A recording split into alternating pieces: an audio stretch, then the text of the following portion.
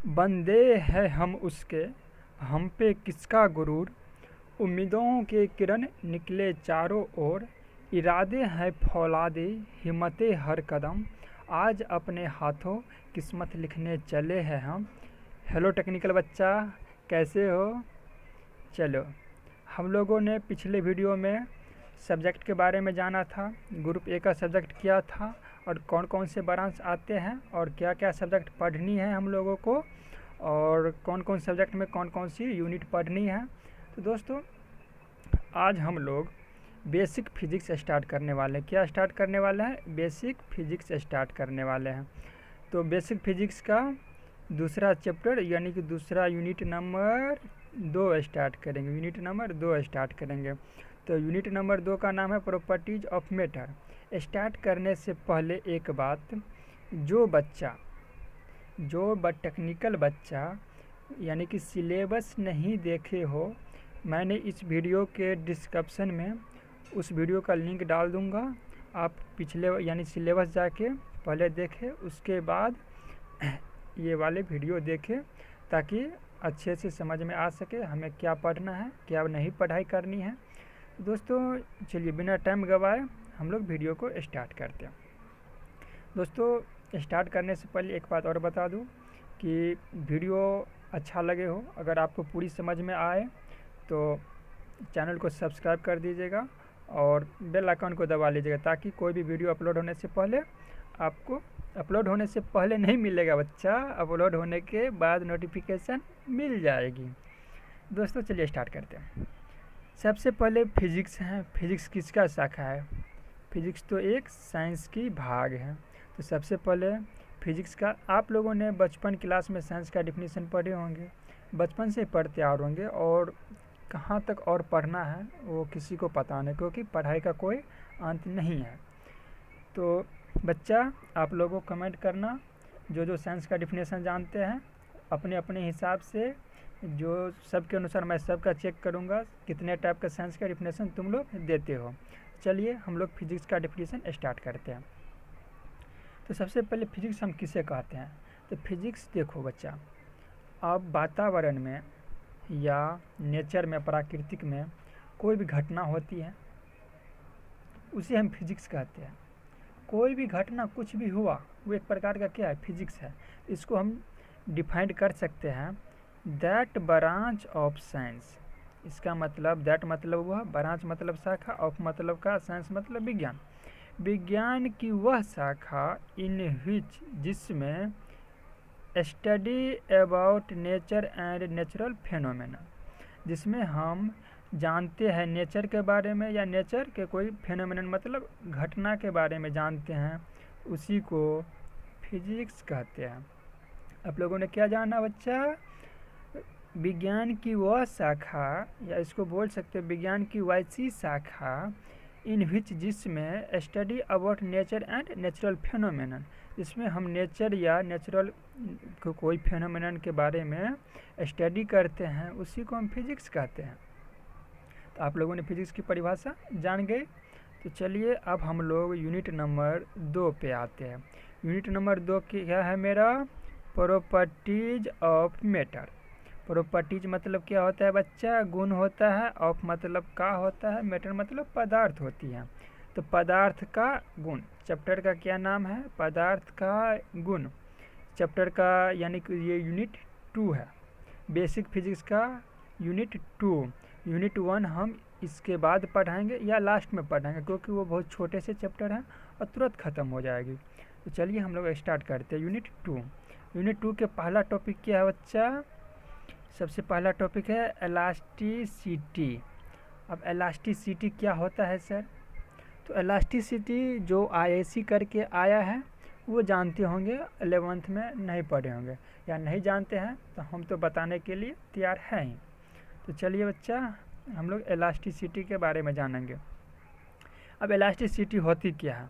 आप लोगों ने कभी गौर किया होंगे कि कोई भी वस्तु को, यानी कि कोई भी वस्तु कुछ ऐसे एक्सपेक्ट करते होंगे, मान लो जैसे रबर को दोनों तरफ से खींचते हैं, अब फिर जब खींचते हैं और खींच के फिर छोड़ देते हैं, तो जैसे उसका शेप रहता है उसी शेप में आ जाते हैं ना। वैसे रबर हुआ और बहुत सारे होते हैं। तो अगर मान लो जैसे आप रबर को खींचे या टुई को खींचे, फिर क्या हुआ, वो थोड़ा यानी कि उसका लेंथ में क्या होगा, इंक्रीज कर जाएगा। लेंथ इंक्रीज करने के बाद फिर उसको छोड़ देंगे तो यानी कि उस पर से लोड हटा लेंगे तो फिर अपने डिजायर शेप में आ जाएगी। उसी को इलास्टिक बॉडी कहते हैं। और इस टाइप की जो घटना होगी, क्योंकि विज्ञान है तो घटना तो होगी ही, और इस प्रकार के जो कोई घटना होगी बाबू तो वो क्या कहलाएगी, इलास्टिसिटी। तो इसका डेफिनेशन हम लोग जानते हैं, दैट प्रॉपर्टीज ऑफ मैटर का ऐसा प्रॉपर्टीज या मैटर का ऐसा गुण बाय व्हिच जिसके द्वारा ऑब्जेक्ट, किसी भी ऑब्जेक्ट, बॉडी या मटेरियल, ऑब्जेक्ट, बॉडी या मटेरियल, ऑब्जेक्ट एक ही हुआ, बॉडी उसी को बोला जाता है, मटेरियल इसी को बोलते हैं। जैसे कोई ऑब्जेक्ट है, मान लो टू ऑब्जेक्ट हुआ, या उसी को बॉडी कहेंगे या उसी को मटेरियल कहेंगे, पदार्थ कहेंगे। तो तीनों में से कोई एक आप लोग लिखना है आप लोगों को।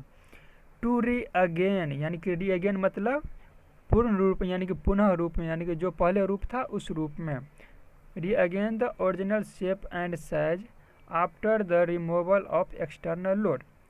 क्या कहा, मैटर का वह गुण, यानी किसी भी पदार्थ का वह गुण, बाय व्हिच जिसके द्वारा ऑब्जेक्ट को रीअगेन कर सकते हैं ओरिजिनल शेप एंड साइज में after the removal of external load, यानी बाहरी बल को हटाने के बाद फिर वो पुनः शेप में आ जाते हैं। ऐसे गुण को क्या कहते हैं, या डिफॉर्मिंग फोर्स, उसी को एक्सटर्नल लोड या उसी को डिफॉर्मिंग फोर्स कहते हैं।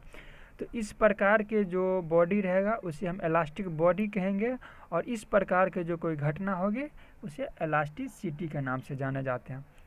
देखिए आगे क्या लिखा है, this type of body is called elastic body, जो मैंने बताया, और this phenomenon is known as elasticity. समझ गए। और देखिए इसका फिगर हम लोग बता रहे हैं। सबसे पहले ये कोई ऑब्जेक्ट है, इसका लेंथ क्या है, एल इसका लेंथ है। अब दोनों तरफ से पी लोड डाल दिया। कौन सा लोड, कोई लोड होगा, जैसे 10 न्यूटन से 5 न्यूटन से कुछ भी हो सकता है, यूनिट भी कुछ हो सकता है जो लोड का यूनिट होगा। जो फोर्स, लोड और फोर्स बराबर नहीं है, लेकिन कुछ कुछ कंडीशन में बराबर मानते हैं।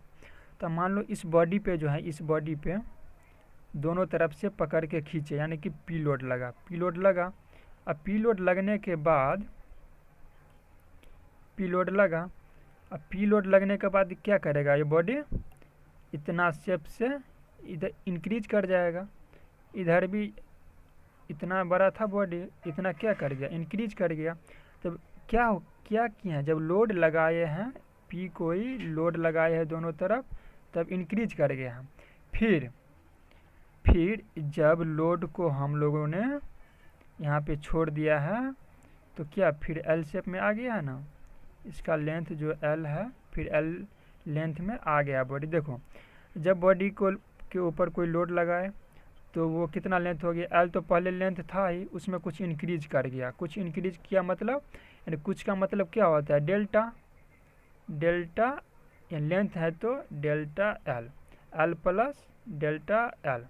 दोस्तों आप लोगों ने ये देखा। अब देखो फिर इसके बाद इससे लोड हटा लिया गया है। जब इसी बॉडी में यहाँ पे जो लोड लगाए थे, अब ये लोड हटा दिए हैं, तो हटाने के बाद क्या हुआ, मेरा फिर पूर्ण रूप से उसी बॉडी में निर्माण हो गया। तो इसका लेंथ क्या है, एल है।